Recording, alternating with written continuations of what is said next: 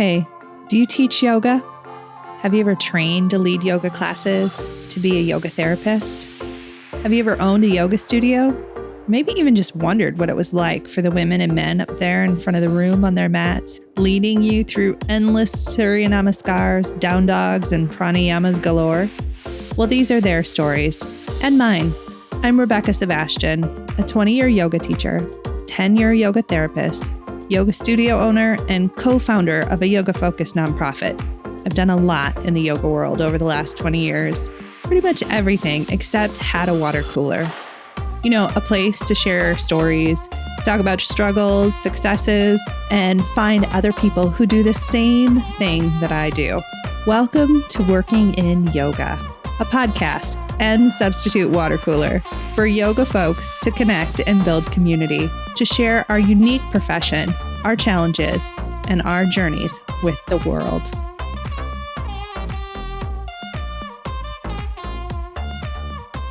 Hey friends, welcome to Working in Yoga. This week on the podcast, I have a new friend, Carol Rossi, talking about the intersection of business, data collection, creativity, and yoga. Talk about a conversation that I can get behind. Carol and I discuss all manner of things that allow us to be more creative and fulfilled in our jobs, and data collection is included, and it's honestly one of my new favorite topics. Now, we chat about building in a feedback routine so that you can get to know your students' needs more thoroughly and more fully see what they need from us as teachers and yoga therapists.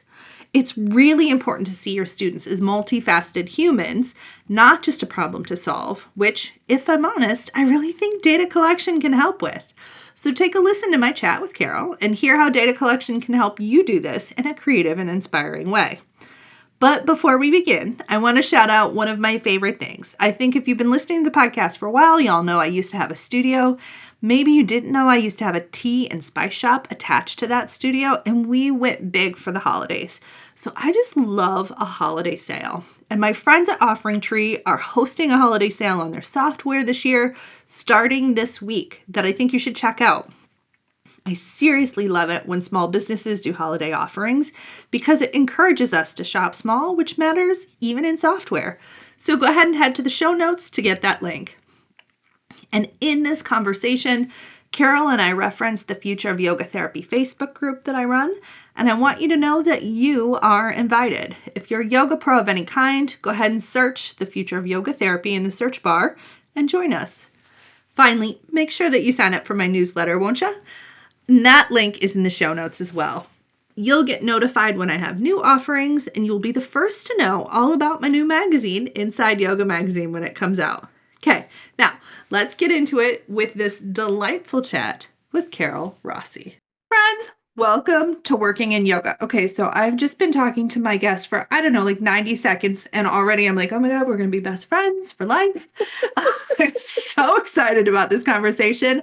Let me introduce you to Carol Rossi. Carol, will you tell everybody who you are and what you do? Yeah, thanks so much, Rebecca, for including me. I'm excited about this conversation too. So I'm Carol Rossi. I currently teach yoga under the name Lobi Movement, and we can talk about how I got that name later if you want to. Most of my career was in LA, and now I'm in the Bay Area. And so my goal with this iteration of teaching yoga is to help people breathe and thereby live better. And so it's more like expanding experience, expanding awareness through the practice. I don't offer things that are maybe similar to some other yoga teachers. Like I don't generally do group classes. I don't teach at a studio. I don't do fancy retreats in beautiful places. But I really work with people one-on-one in either yoga instruction, or I also offer spiritual direction. I have certification in that. We could talk about any of that if you want. I teach through organizations. Like I just was in Albuquerque a few weeks ago teaching yoga as part of a retreat offered by the Center for Action and Contemplation. And I'm going to be doing something with them in December as part of their online retreat. So that's a little bit about what I do now. I have a background in tech. I worked in tech for about 40 years. I'm literally in the process of retiring from tech and ramping up this new iteration of yoga. I taught yoga between the mid 90s and late 2000s at community colleges and a university. So we can go into any of that, but that's what I'm about now and how I got where I am. Okay, so I have 1,000 questions, but I'm really excited. Okay, so because I think we have this perception in our head of like there are two kinds of things. There are business and tech people, and there are yoga people, and never the two shall meet. That Yeah, yoga people are over here, and we forgot our shoes, and we smell like patchouli, and all the stereotypes, right? right. And then business and tech people are over here, and they're only about the money, and it doesn't. And so, I have found that there is a lovely intersection between those two things. And I'm curious, since you have a lot more training in your background in these things than I do, I just have like a lived experience and some luck. Tell me how you see this intersection meeting. Yeah. I mean, it's funny that you brought up the patchouli and the whole thing. I had a client years ago. She was, my private yoga client who was a lawyer. She was this very fancy lawyer. And I got called to jury duty. And she said, if you want to get on the jury, tell them you're a tech consultant. And if you don't want to get on the jury, tell them you're a yoga teacher because they don't know what to do with yoga teachers. So I think that there are a couple of things. There's like the very direct. So let me tell you a little bit about my tech background. So my tech work is in user experience, which we now kind of know because we all have a smartphone and a laptop and a whatever, right? Like those are the people that figure out what needs to be in the experience and work to make it easy for people to do the things they're trying to do. But when I started, it was not that. It was kind of like the only way to really study that stuff was through human factors, which I did, which is much more about like making airplanes and military craft available. So what I'm saying is the evolution of the field has moved in such a way that like it was very dry. Like 40 years ago in the 80s when I first started, it was very cold and dry. It was huge corporations. And then we hit the internet and it became very creative. I was doing this combination of teaching yoga and doing contract work, research work for companies. And 1998 happened, and I got a job at GeoCities. I was like the only user experience researcher there. Yeah. And that was like the beginning of the commercial internet. And we were figuring it out. We were not just GeoCities, all the companies at that point. We were like figuring out how do we make this thing, the internet, available to everybody. It was like your grandma's going to be on a computer kind of thing, Yeah. And so that required a ton of creativity on everybody's part. It didn't matter what your role was. We were literally figuring out how to make the internet accessible to people. And so I think that depending on the kind of when you hit it, the timing and the kind of environment you're in, there's more or less opportunity for creativity to happen. When I think literally about research, it's really been interesting. You and I met through the yoga therapy Facebook group, which Yep. has been really interesting for me to kind of just see and learn what the conversations are that people are having at this point and realize how similar some of those conversations are to the conversations that researchers have. Like researchers get very excited about doing research. We're going to do a diary Yeah. study. We're going to have people keep notes on how they use the app for a week. We're going to go out and interview people. We're going to, whatever.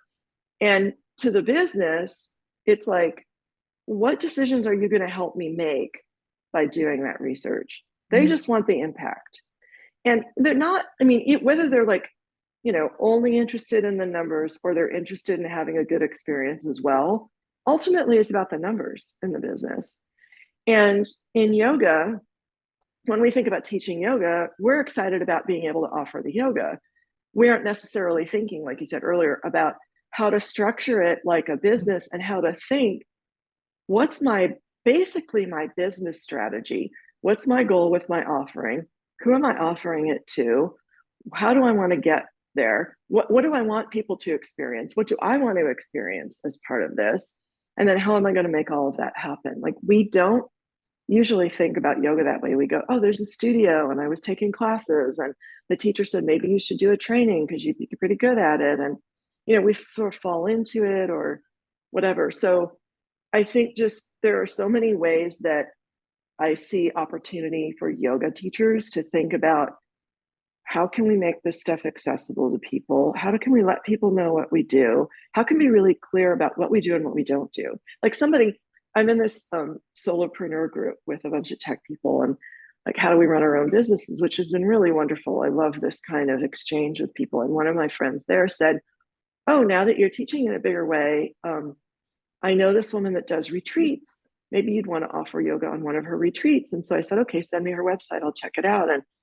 And this person is a very like powerhouse leader, and she's leading retreats for women who want to be powerhouse leaders. And I was like, thank you so much for thinking of me. This isn't my client. My client is more like the nonprofit that you're working with. Yeah. And the beginner yoga student or the people that thought they could never do yoga before. And so we have to think about this as a business endeavor. If I just said I'm teaching yoga, like the other thing that happens because I have this corporate background, people go, oh, you could teach in corporations. And I'm like, I could, but I don't want to. I'm trying to get out of corporations, And so, yeah, I think the first thing is like, how do we think about yoga as a business? And that's one of the things I really appreciate about, I've been listening to a number of the episodes that you've been recording with people, and I really appreciate bringing that forward. I also appreciate that now I'm kind of getting the gist of like what people are doing now in teacher training. Because when I did teacher training, it was like 25 years ago, there was no talk of making a business decision. Same. Yes. And now I think there is. I'm seeing, at least in some environments, like, how are you going to get this out there? Who are you going to teach? How are you going to think about where you're going to teach? Like, and then there's the whole sort of, how do you find the people and the pricing? That's really, really that's challenging for everybody. I mean, even in my solopreneur group with people that have worked in tech for, in some cases, 10, 15 years, it's still like, how do I price this thing is not easy. So yeah, I think there's a lot of overlap. And I'm finding that now coming back into it in this different way than where I taught before. Because when I taught before, I taught college students. So it was like, I want to teach in colleges, and then I figure out where those schools are, Yeah, that's different. more straightforward. Yeah. Yeah.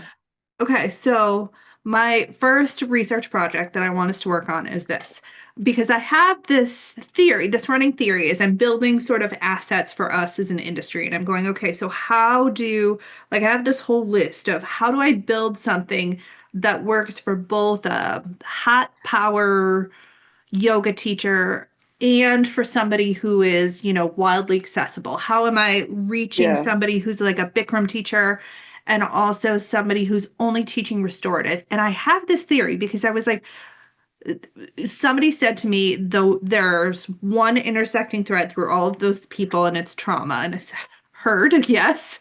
But also, I think that our love of counterculture is something that is a unifying thread throughout the industry. And I'm so curious your thoughts, because I think this idea in our heads, we have an idea that we are against the grain and against the norm, which is laughable because there's nothing more the norm now than a yoga class if someone is stressed. But we have this idea. Everybody's walking down the street with a mat under the arm. Yeah. But we're stuck sort of in that like 90s vibe where we had to go to a yoga class, but it was in the basement and you had to go down 15 stairs and there were no windows and it kind of smelled weird and there was a cat that nobody knew and he shoved money in a box. And in our heads, we're still there. And I think that really impacts us. Like we have this idea that we're sort of above all of that. Do you see that? Do you see like a shift in that from when you started to now? Because I also trained about 25 years ago. So you and I were training in the same way back then. And now it is a business. It's an industry. It's a multi-million-dollar, the training alone is multi-million-dollar industry. Totally. And I think I just wrote a couple of notes to myself. I think that we are stuck in a poverty mentality. Yes. Go. Yes. And I think we're stuck in a lot of the things that you just said, we're stuck in a poverty mentality, and we're stuck in I shouldn't have to charge for this. Like, we don't recognize our own value, and we don't recognize our like, we have spent hours and days, and in some cases years, training, getting experience. Like, we do continuing education training, you know, we're very thoughtful about the way we offer the material. And that, yeah, I think we're stuck in a poverty mentality. And so we need to just own it and say, we're providing a service to the community. And again, it goes back to, like, who's your client? Yeah. Who are your clients? Like you said, you want to be able to reach the Bikram and the, like, people that need a lot of accessibility. Okay, great. Is there a way to address that within the way we talk about the work or the way we do the work? And can we demonstrate, like, we have all this opportunity to videotape ourselves and show people how it works, how we teach,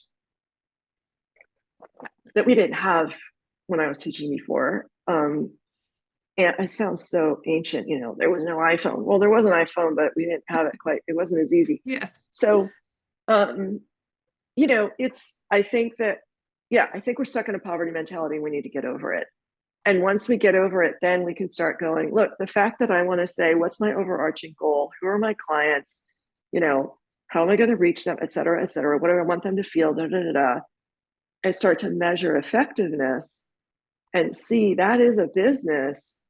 And if you want to work with, like, I worked with community colleges initially, and, I was perfectly happy teaching 50 people at East LA College at 8 o'clock on Saturday morning. Half of them didn't even speak English.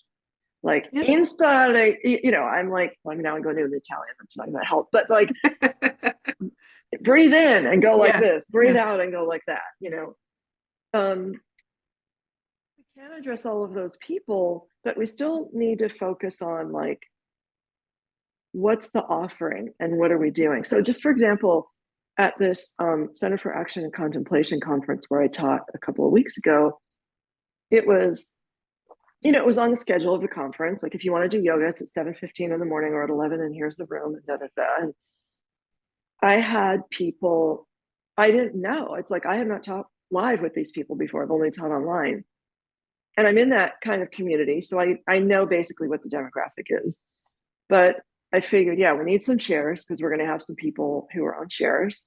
We're going to have some people on mats. We're probably going to have some people that are practicing regularly, some that aren't. We're going to have some people that have never practiced before. And that's what I ended up with, So there were, each class, there were, like, I don't know, 35 or 40 people on mats, and there were 3, 4, 5 on chairs on the side of the room. And at one point I look up, and I've got these people on chairs, and they're doing their thing, and I've got people on mats, and there's somebody in the back doing twisting Ardha Chandrasana on the wall. And I'm like, you go, this is perfect. Everybody's doing what they need to do. And so I've always loved teaching that way. I mean, when I taught college students, like, eventually I got to the university. I taught at Loyola Marymount University for 9 years, and it actually helped start all the yoga programs that they're now known for. And you have college students, they're all the same age group. They're all, relatively, it's very similar. Yeah. And so that was a different kind of teaching than, like, what I do now at this conference and what I did at East LA College, which is like, you got everybody in there. So how can I make it available to everybody?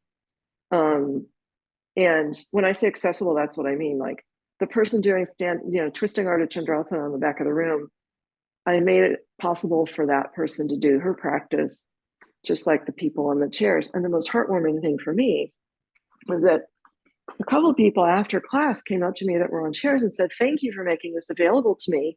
I didn't think I could ever do yoga, and now I feel like I can go to a gentle yoga class. So I think it's like outreach. Like, I know I'm going to repeat myself, but just to sum up, like, outreach to whatever the group is or the people, right? But try to convey what the practice is in a way that they know. You're going to make it available to them, whether they're this or that. Yeah. So I want to circle back to actually something you said, essentially about collecting data to see if what you're offering works for the people who you're trying to reach. And I actually think that's a really important point for us as business owners and yoga teachers. Like, not just because we own businesses, but because it makes us better as professionals. I am like mildly obsessive with collecting data, and how I sell it to other people is that I tell them, it's a mindset shift. Like, it's good for your mental health because we get in our heads that, you have a class where not enough people you perceive that not enough people have signed up, or you're a yoga therapist and you perceive that people don't want the work that you're offering. How would you suggest people go about using some sort of data collection to shift their business in a creative way to address the needs of the people? Because to use business terminology, this is a B2C conversation, business to consumer. How are we talking to the consumers in a way that they understand, like you just referenced? And how can we use some of this like skill set to help make us better? Quick exercise. Add up what you're paying for scheduling, your website, email marketing, and payment processing. For most studio owners, it's around $400 a month, sometimes more. Offering Tree starts at $100 a month for the full suite. And it's not just about saving money, friends. It's about having tools that actually work together instead of sort of duct taping 5 different platforms together. I've done that before. Oh my gosh, it's so much work. And until December 15th, you can get 20% off Pro and Studio annual plans using the link in the show notes. Take advantage of the sale while it lasts. Look, I am all about shopping small for the holidays, so don't sleep on this sale. And just for sport, will you do me a favor and do it while wearing your most festive holiday outfit? Okay, thanks. Yeah, again, I write notes, so I'm writing a couple notes to myself. Yeah, I think it's a great question. So first of all, I'm sure some of the people listening are in therapy. And I have found recently that even like I go to a therapist through this medical group that I belong to, and they send me a survey I'm not saying that everybody sends their yoga students a survey. I'm just going to use this as an example. Like even therapy, even therapy is, they have to measure the efficacy, right? Yeah.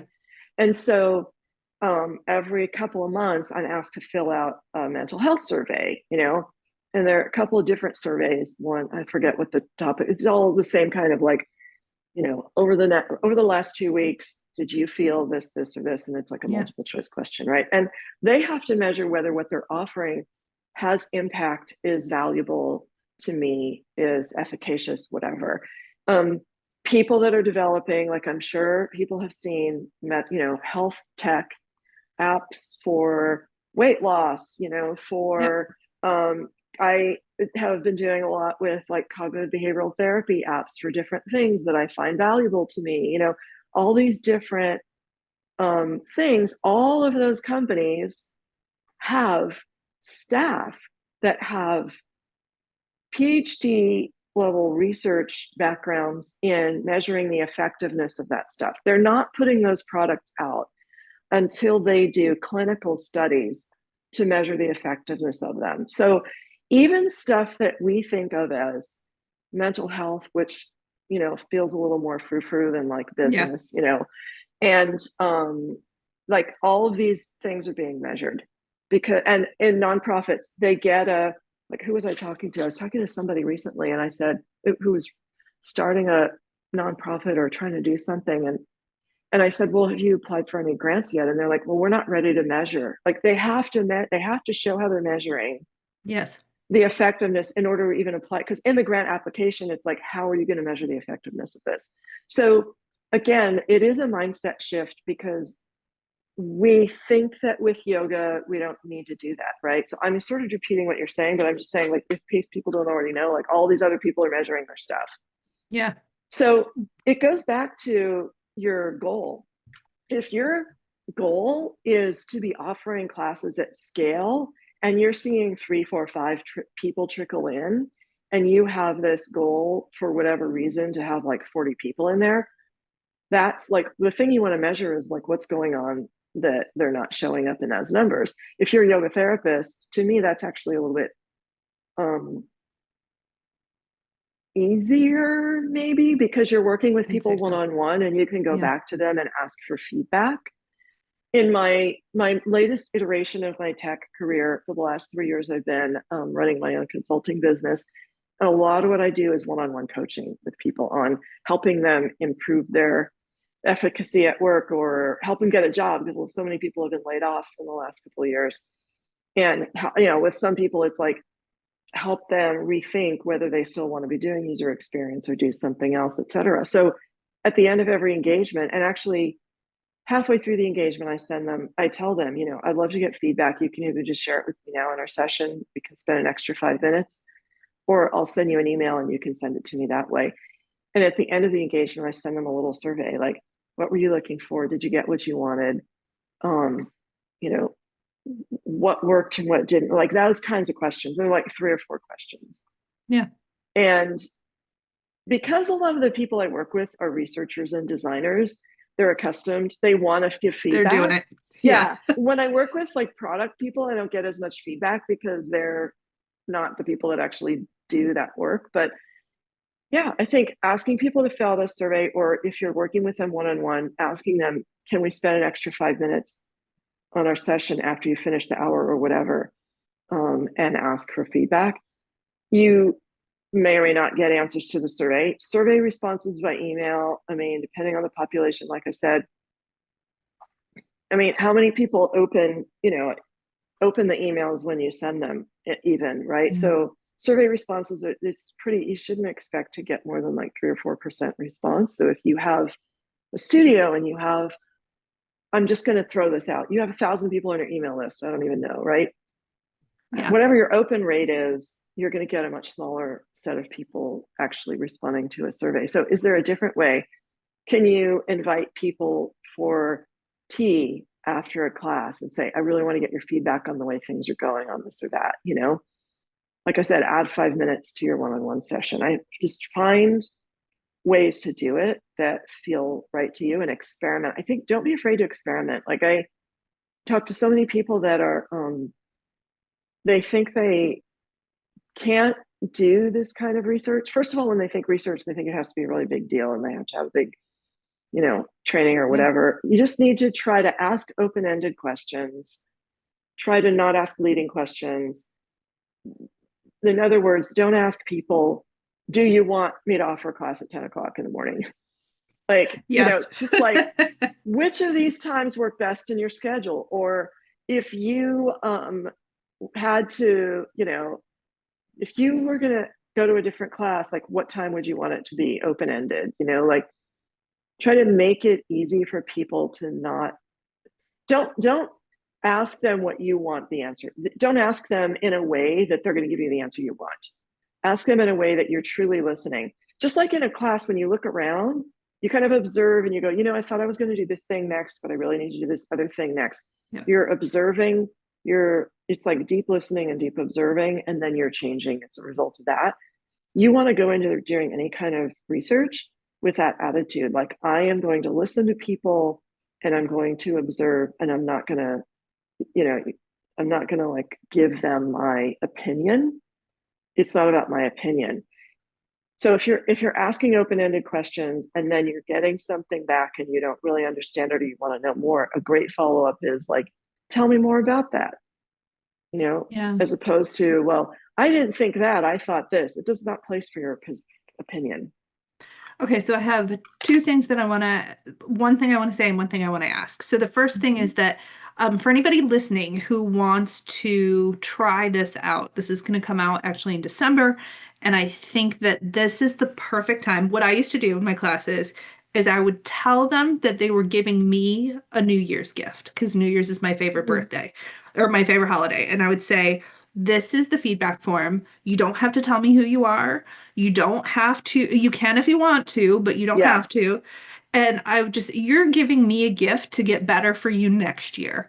This is a Yeah. great time to ask your students and clients for feedback and just tell me what you like and what you think I could be doing better. Because we want to be better for them. Okay, so I'm going to frame that and then I'm going to ask you this question, Carol. For the person who hears me say that, who says, but what if they say something mean? Mhm. How do you tell them to frame that? Because you are going to get, I got feedback when I stopped assisting people, meaning touching people for physical adjustments, and this Mhm. was long before the conversation Mhm. was coming for us culturally. I just stopped touching people, and I got Mhm. so much feedback from my students that they kept going, well, how do I know if I'm doing it right? And I miss you coming around there, all the things Mhm. like come back, come back, come back. I got bad feedback, quote unquote, bad feedback too. I didn't assist them again, but I got that feedback. How do you tell people how to deal with that? Yeah, that's a great question. So I think it goes back to like, what is your goal in asking for feedback? Your goal is to get honest feedback. Yeah. Like your goal is to improve what you're offering. It's exactly what you just said. I love the New Year's idea. Your goal is to get feedback to improve what you're offering them. And you can decide as the person offering it, like maybe you don't want to go back to doing physical adjustments for whatever reason. And then that's a conversation. You can say, well, I've chosen not to do this because, here's something I'm going to do instead or whatever. Yep. But if they're, you need to make it really clear to them that there is no such thing as like bad feedback. Feedback Yeah. is feedback. And I think also you need to go into it with a mindset of curiosity and not a defensive mindset. And it can be hard when you've built something that's your baby. I mean, this is another tie into tech. People get attached to their product and they create it, and then they think they have these great ideas and they don't want to hear anything Yep. otherwise. I mean, it's the founder's problem. Like the reason people found startups is that they have a really good idea. My mother couldn't get cancer treatment, and I wanted to pull together all of the clinical trials in one place so people could find them, or whatever. There's a problem they're Yeah. trying to solve. It's a real problem, but then they get attached to how they're solving it, and they're not willing to listen to the feedback on the fact that the way they're solving it is not working for people. And so I think it's the same as us as yoga teachers, as anything that we do. It's like in your personal relationships, like if you're doing something with your partner or your kids or your parents or anybody, you know, even your friends, even though with friends we don't usually have these conversations, but maybe we should more. Like you want them to tell you, hey, that thing that you did bothered me for this reason. And so, and you want to work together to make it better. So I think if we go into it with that attitude, an attitude of curiosity, an attitude of improvement, and try to communicate to people that whatever you say, I am just going to listen and I'm going to make some notes for myself and I will, tell you what I'm going to do as a result. Yeah, I mean, I'll finish up actually that story of assisting because I did. And I went through at the time I was teaching about 15 classes a week. So that ends up being a lot of people to come and give me Yes. feedback. And I would say 60 to 65% of those people were saying, we want you to come back and give physical adjustments. And what I learned was that in the process of doing that, in the process of physically touching my students, I was giving them a message that I didn't want to be giving them. And it actually, their negative feedback made me so much more clear on who I was as a teacher because what I saw that they were hearing was their bodies weren't good enough and they needed Yeah. me to make them better. Yeah. And I went, oh my goodness. I mean, because then so my cycle of this process was they gave me feedback and on New Year's Day I would read all the feedback and then I would see them the second week of January and say, okay, so I heard you all. And that whole week in all those classes started out with me apologizing to them. I'm so sorry that I made you feel like your body wasn't enough. Never Yeah. again. Yeah. Amazing. Yeah. And and you wouldn't, yeah. I would have And never you wouldn't known. have known that. No, You would have, no. all you knew was, I don't want to do this anymore because it doesn't feel right to me. Yes. Yeah. Yes, exactly. And it's, so I've been writing a lot about this is in our creativity series on the podcast. And Yeah. I've actually been writing a little bit about the artistry of teaching yoga Yeah. for the new magazine I'm launching. And one of the things that I've really been thinking about is that we co-create with our students their experience. It isn't just our creativity. It's not just them. It is a co-creation that happens together. And part of that, like feedback, is then I get to come into the next year and co-create something new with those people. And I think that's really important. Like, I think that's an important Totally. part of like the intersection of research and our jobs. Mhm. Yeah, totally. Totally. Because we're not just putting stuff out there and it's dead Yeah. air. They're human beings, you know. Yeah. We're seeing it's just, yeah. I mean, it's just like I think when we think about creativity in yoga, usually I think the first thing that comes to mind is how am I sequencing my class or whatever, you know? Yes. Yes. And so that it's sort of at the most basic level, that's what we're saying. But then there's this much deeper level, co-creating an experience mindset. Yeah. Like you just, that example that you just gave was amazing, right? Like, wow, I realized I was giving them, I was doing something that was making them think that the experience they were having wasn't good enough the way it was. Yeah. Yeah. So, okay, if I'm going to ask you answer from a business and tech side and from a like spirituality side too. Mm-hmm. How do we embrace this part of the process? This part of sort of asking for response or feedback and then iterating based on it. So, and I'm sliding into business words, right? Because iteration Yeah. is such a like classic business word and we don't often use it in the yoga space, but the shift or adjust that happens. How can we embrace this experience? Yeah. I think that normalize it. Like you have a routine, you know that every year you're going to do this thing, and probably at other times you're asking for it too. The example I gave where I have these coaching clients and I see them for 4 1-hour sessions over a period of a month or two. And then I ask them for feedback after two, and then I ask them for feedback after four, right? So it becomes a normal part of the process. So, like the example I gave with the therapy program, where maybe it's every, I don't know, month or two, I get this survey, and I answer these same questions. So you normalize it, and also you can make it easy for yourself. Like it can just be 3 questions. What are you looking for from this yoga? Are you getting what you're looking for? Tell me how, and Yep. what's not working. Is there anything not working? And what is that? 4 questions. Like it could be that simple. You can have a template. And so you don't have to reinvent every time. If you're doing this in person, like if you're teaching people live in person and there's an opportunity to go to the coffee shop downstairs after class and have tea, maybe it's like the last Thursday of every month or the last week of every month, Tuesday and Thursday, I don't know what it is, after Sure. class, there's an hour where you all go hang out and have tea and you're just chatting, about what's working in the class. The, I mean, I can go way into researcher mode, like the pros and cons of having this as a group discussion versus individual. But you want to just get into a regular routine, normalize it. And then yes, demonstrate that you're taking action as a result. Because if you don't do that, you can either tell people, here's what I heard you say, and here's what I want to try, or you can just do it. But I think if people don't see something different happen, then they're going to think you weren't listening. You didn't Yeah. care, or you didn't get it. You didn't understand what they were trying to say. And we don't want that. Okay. I already foresee there's a little bit of tension here in this concept, right? So, and as I look around and watch the yoga world, I see that there are people who are almost hyper responsive to every bit of feedback that Yeah. somebody gives them, right? And I'm thinking specifically of studio owners, right? Because there's almost you could bucket business owners into sort of two different buckets of extremes. Like one is the I just do it how I do it.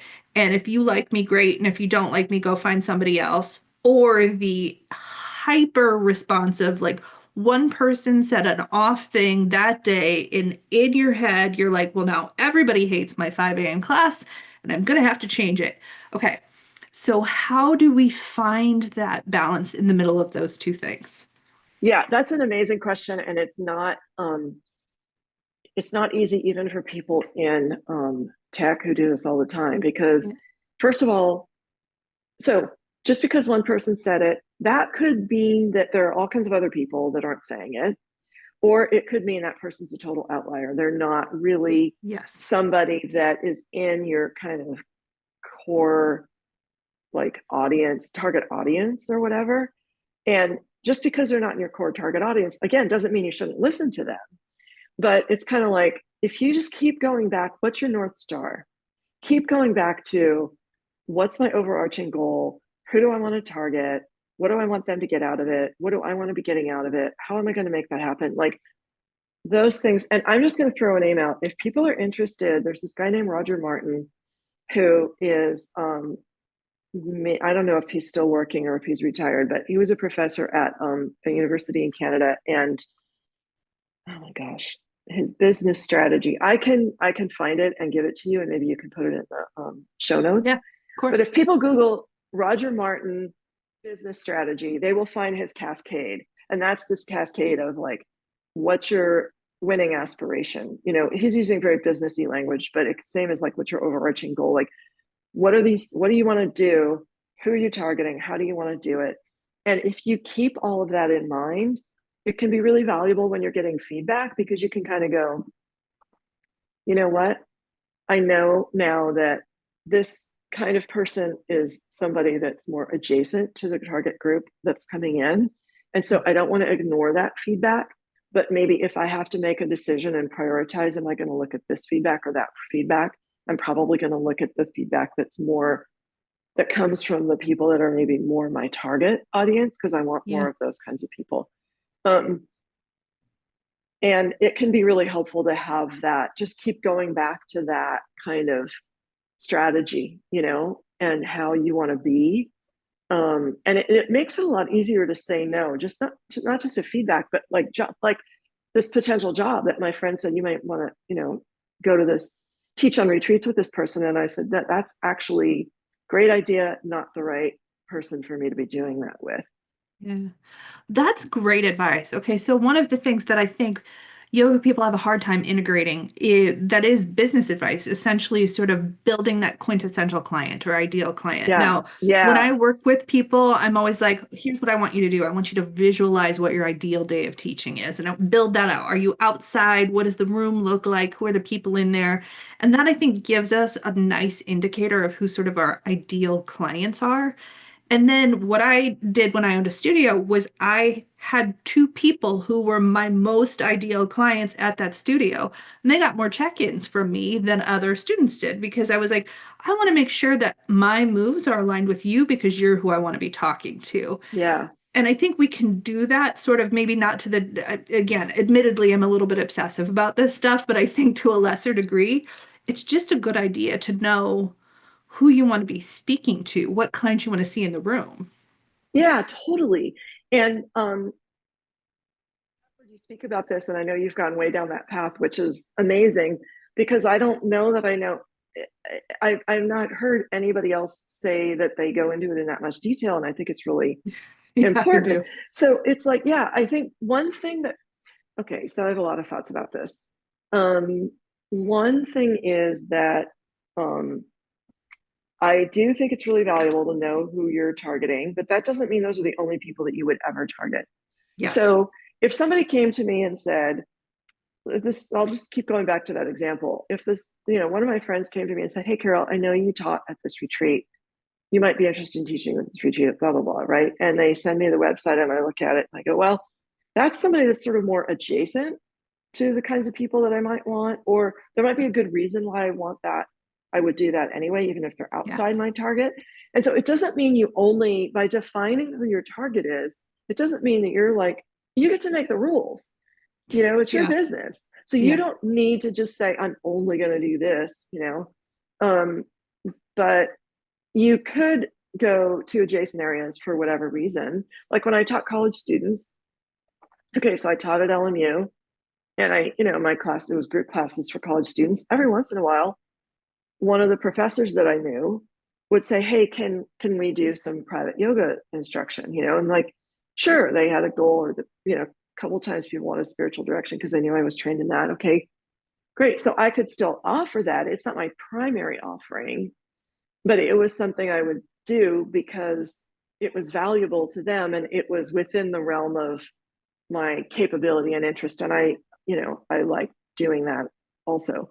So I think that sometimes people are concerned about being too specific because they're afraid that then they're locking themselves in, but you're not locking yourself in. You can do whatever you want.